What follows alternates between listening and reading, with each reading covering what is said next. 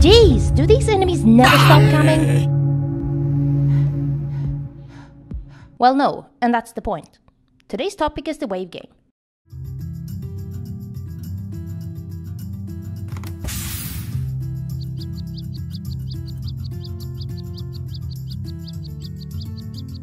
Hi, Amy from Adventure Box here, and welcome back to another episode of Thinking Outside the Adventure Box.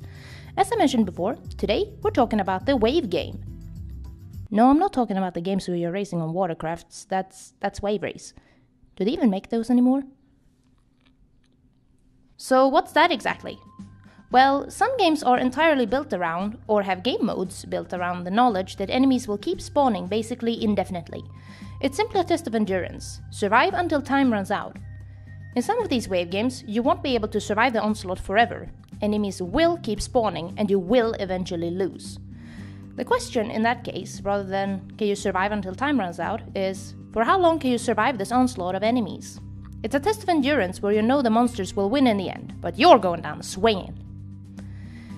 Here, there won't be a test of survival per se, since you can still respawn when you die, but the goal becomes defeating as many enemies as possible before time runs out. You can compete with your friends and see who can kill the most monsters.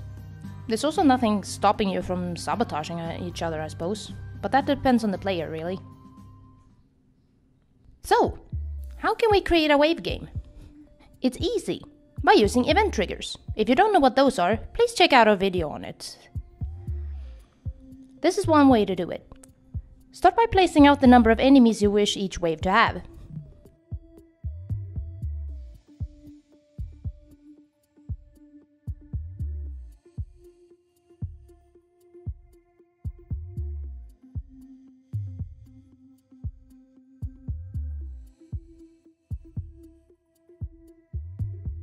Then, select the one enemy from each wave that you wish to trigger the next wave. I'd recommend placing that one in back, but you decide. Give them an event trigger with the action that their death causes an item or creature to appear or disappear, and apply that to all of the enemies in the next wave. Now, if there are a lot of enemies, I can personally find it a bit tricky to keep track of which enemies have been affected by the trigger. So what I like to do is, as soon as I've selected the enemy I wish to be affected by the trigger, I turn them invisible, since they're supposed to show up after you've killed the trigger enemy anyway.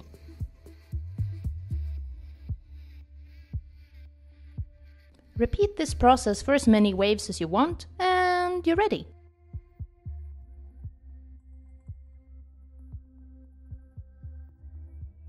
But that's just one way of doing it.